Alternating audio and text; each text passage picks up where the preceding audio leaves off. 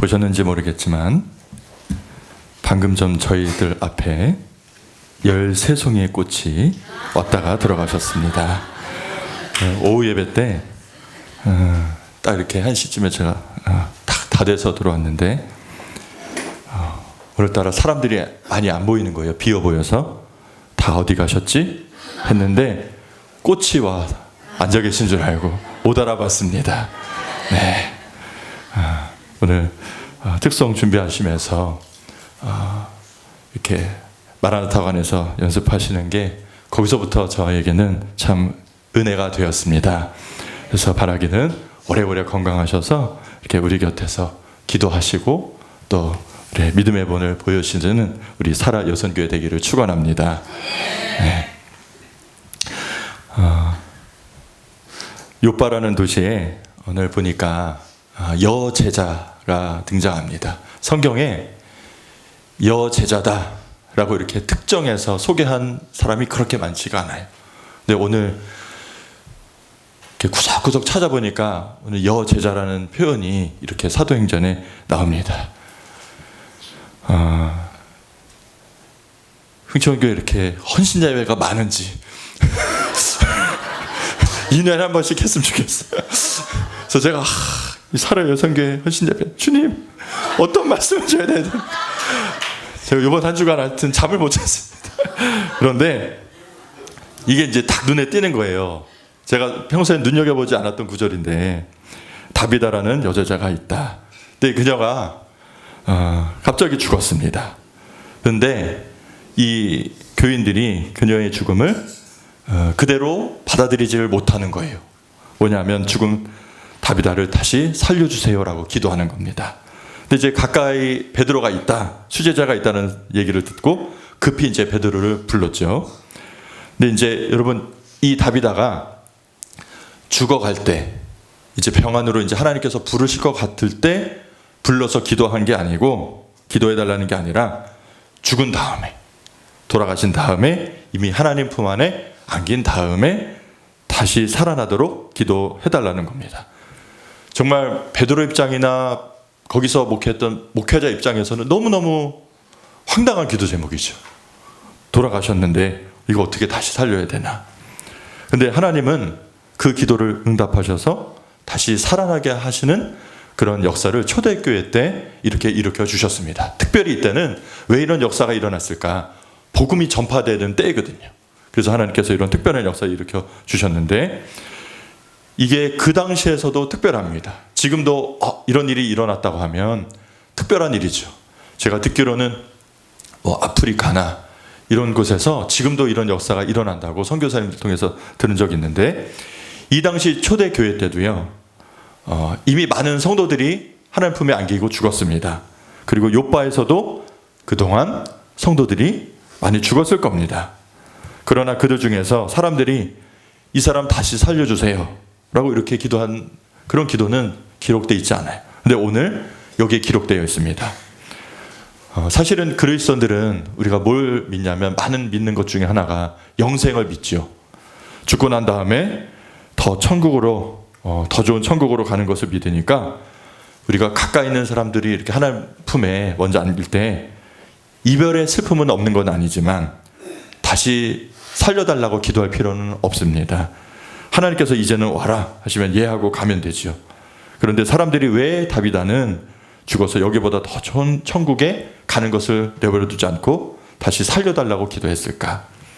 그걸 이렇게 가만히 묵상해 보니까 그거는 단순히 다비다를 위한 것이 아니었음을 발견할 수 있었습니다. 이거는 요빠 사람들의 요청에 의해서 교회를 위해서 그 공동체를 위해서 그렇게 기도했습니다. 요빠 사람들이 다비다는 너무 필요해서 이 사람이 꼭 이 교회에 필요하기에 일찍 죽어서는 안 된다고 생각했기 때문입니다. 다비다가 베풀어 주었던 사랑과 섬김과 구제가 그것이 너무너무 성도들에게는 소중했던 거죠. 그러니까 하나님께서 우리를 위해서 다비다를 살려주세요 라고 이렇게 기도를 요청했고 하나님께서 그 기도를 들어주셨습니다. 그러니까 우리가 지금 본문에서 안던 것처럼 다비다는 살아있을 때 많은 사람들에게 구제하고 섬기고 도와주었습니다. 성경은 이렇게 얘기하죠. 선행과 구제하는 일이 많더니, 이렇게 하는 게 아니라 앞에 심이 많더니 이렇게 얘기했습니다. 심이. 그러니까 과부들과 어려운 사람들을 많이 도와줬습니다. 그래서 베드로가 요바에 갔을 때 모든 과부들이 베드로 곁에 서서 울며 다비다가 그들과 함께 있을 때 만들어준 여러 옷을 보여주었습니다. 여러분, 우리가 생각을 조금 달리 해야 될 게, 지금 과부하고 그때 당시에 과부는 완전 천양지차입니다. 지금은 그래도 여성의 할 일이 있고 살아갈 수 있는 그런 경제적 여건과 일터가 마련되어 있지만, 그 당시에는 완전히 사회적 약자예요. 뭐 일을 하려고 해도 일거리가 없을 그런 시대. 정말 누군가의 도움이 필요한 사람이고, 그것이 없이는 살아가지 못할 정도로 그렇게 어려웠던 그런 시대인데, 특별히 이 다비다는 그들을 도왔다는 겁니다. 우리가 이런 사랑을 다비다에게 받았다는 거죠. 그러면서 그런 것을 보여주면서 베드로에게 전합니다. 그러니까 이 요파 사람들은 이 다비다가 너무나 자기들에게 꼭 필요한 사람이었기 때문에 죽어서 천국에 갔는데도 살려달라고 간구하는 거죠. 근데 제가 이제 생각을 해봤어요. 야, 이게 다비다가 다시 살아난 게 축복이라고 해야 될까? 천국에 그냥 있던 것이 축복이라고 해야 될까? 다비다 입장에서는 수고가 많은 그런 고난의 인생이었을 모르지만, 많은 사랑 베풀다가 이젠 드디어 죽음의 문 통과해서 주님 기다리고 계신 그 천국 문을 지나서 말로 닿을 수 없는 그런 황홀한 천국의 삶을 살게 됐는데, 갑자기 천국 문에서 예수님이 다비다를 부르시는 거죠. 다비다야, 너는 세상의 도로 돌아가야 되겠다. 내 동네에 그 교회 교우들이, 공동체가, 그 교회 사람들이 너를 꼭 필요로 한다. 그래서 조금 더 살면서 많은 사랑을 베풀고 너를 통해서 많은 사람들이 예수님 믿고 구원받도록 더 수고를 하고 와야 되겠단다. 이렇게 말씀을 해주시는 거예요. 그럼 이제 천국문에 딱 섰는데 다비다가 지금 내가 살 집도 보이고 하는 보좌도 보이고 천국의 낙원이 쫙 보여 있는데, 예수님이 그 낙원 문 앞에서 그런 말씀을 하시니 좋았을까요? 안 좋았을까요? 저는 너무 아쉬웠을 거라 생각이 듭니다. 다시 돌아가서 사랑하는 가족들과 교우들을 만나는 기쁨이 또한 물론 있겠죠. 하지만 다시 세상으로 돌아간 일이 그렇게 즐겁지만 않을 것 같아요. 나는 세상에서 이제 주신 사명을 다 끝내고 왔는데 다시 또 내려가야 되는 건가? 우리 가족들 중에서도 먼저 하나님 나라로 불리움 받은 사람들이 있고, 우리 교우들 중에도 그런 인들이 있습니다. 근데 그분들이 지금 하느님 품 안에 천국에 계실 텐데, 그분들이 이 땅을 내려보면서 우리 위해서 기도하고 계실 거예요. 성경이 그렇게 돼 있으니까. 그런데 그분들이 천국에서 여기로 다시 내려오고 싶어 하실까? 저는 그렇지 않을 것 같습니다. 그분들은 우리가 이제 때가 되면 천국에 갔을 때 거기서 다시 반갑게 만나길 기다리시지, 그분들이 이 땅에 다시 오는 것을 원하시는 분들은 안 계실 것 같아요. 근데 다비다도 그랬을 것 같습니다. 다비다가 예수님이 돌아가라는 그 말씀을 들었을 때, 그러면 제가 순종해야죠. 예수님 말씀하시는데, 그러고 왔을 것 같아요. 그냥 순종하는 마음으로 왔지 룰루랄라 하면서 그렇게 즐겁게 오진 않았을 것 같아요. 왜냐하면 이제 지금 우리가 이제 가면은 아직 온전한 그 요한계시록에 나오는 새 예루살렘은 아니고요. 지금 이제 낙원이죠. 낙원으로 이제 가서 이제 하나님 나라를 예배하는 그곳에 있을 텐데, 낙원은 그만큼 좋은 곳인 것 같아요. 그만큼 좋은 것인 것 같아요. 사도 바울은 빌립보서에서 뭐라고 얘기하냐면, 자신은 하나님 허락하시면 당장 하나님 품에 안겼으면 좋겠다. 그리스도와 함께 지내는 것이 좋겠다. 천국 가서. 그런 고백을 합니다. 이게 바로 성도들이 가진 영생의 믿음이죠. 지금 죽어도 나는 하나님 품에 안기니까 걱정할 게 없다. 오히려 더 감사한 일이죠. 왜? 나를 사랑하시는 주님이 나를 두 팔 벌려 기다리고 계신 그 품 안에 안길 수 있는 그 때니까요. 그렇다고 또 반대로 매일같이 죽을 것만 생각하고 사는 것은 성도의 삶은 아닙니다. 네.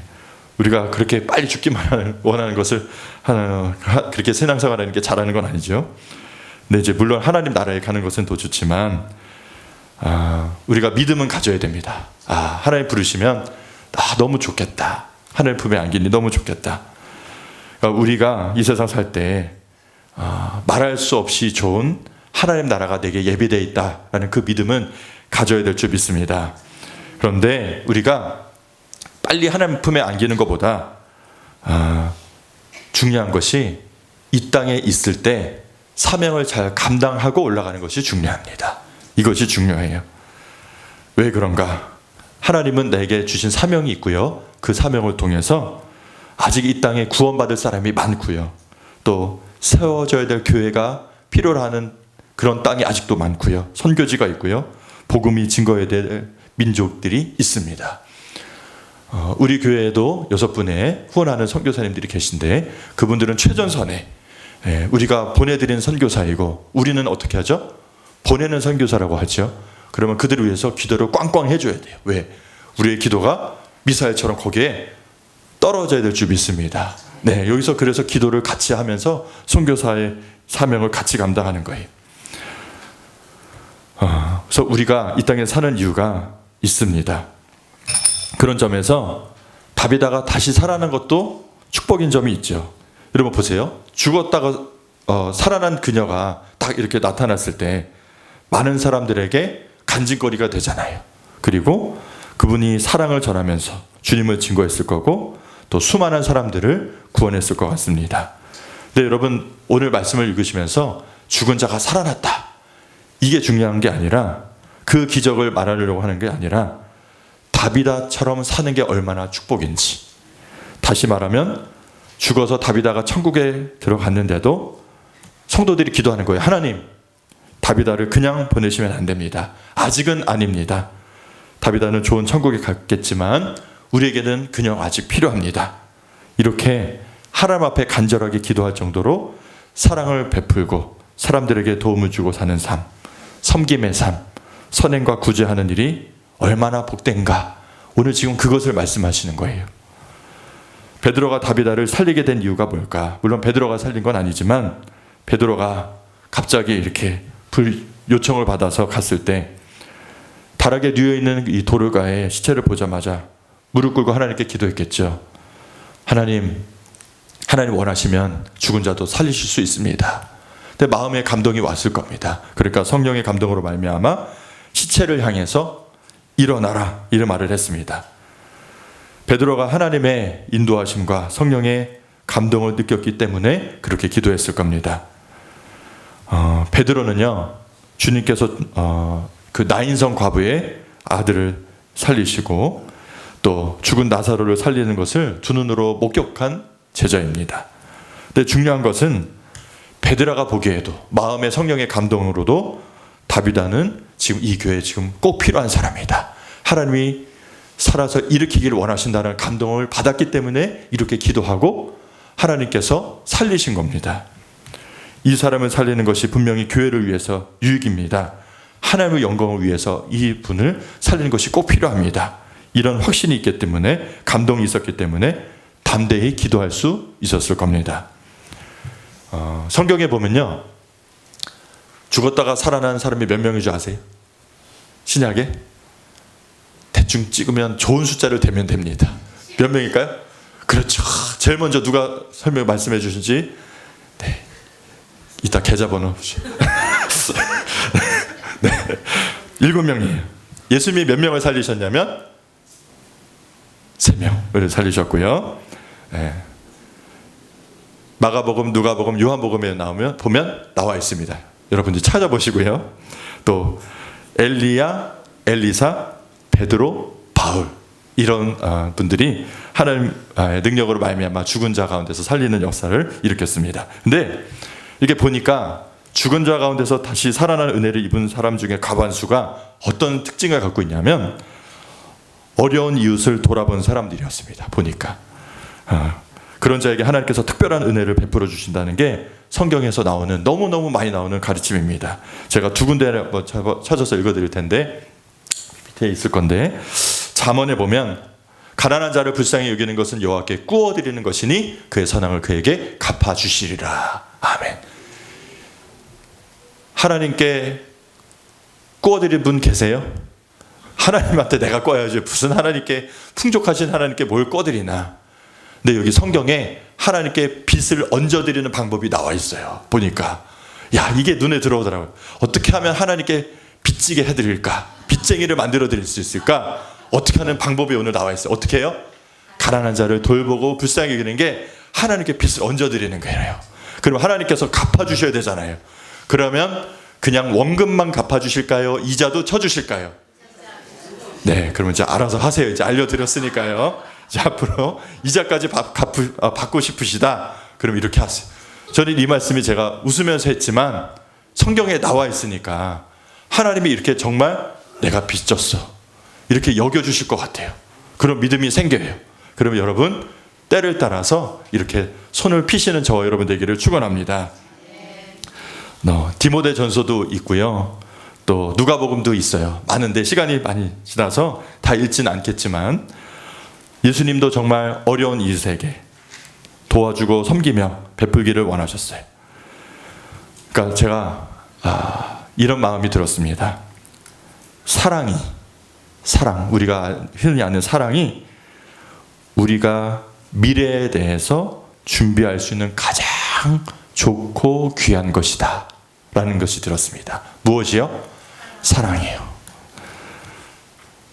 예전에 9.11 테러가 났을 때, 또 대구 지하철 화재 사고로 많은 사람들이 죽어갈 때 그들이 남겼던 마지막 메시지는 다 똑같아요. 다 똑같아요.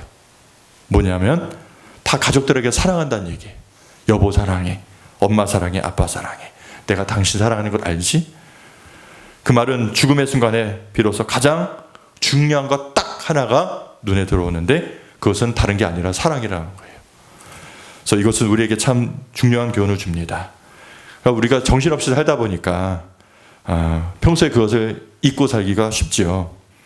그렇지만 생의 마지막에 이르렀을 때 가장 마지막에 생각나고 가장 가치 있게 남는 것은 사랑뿐입니다.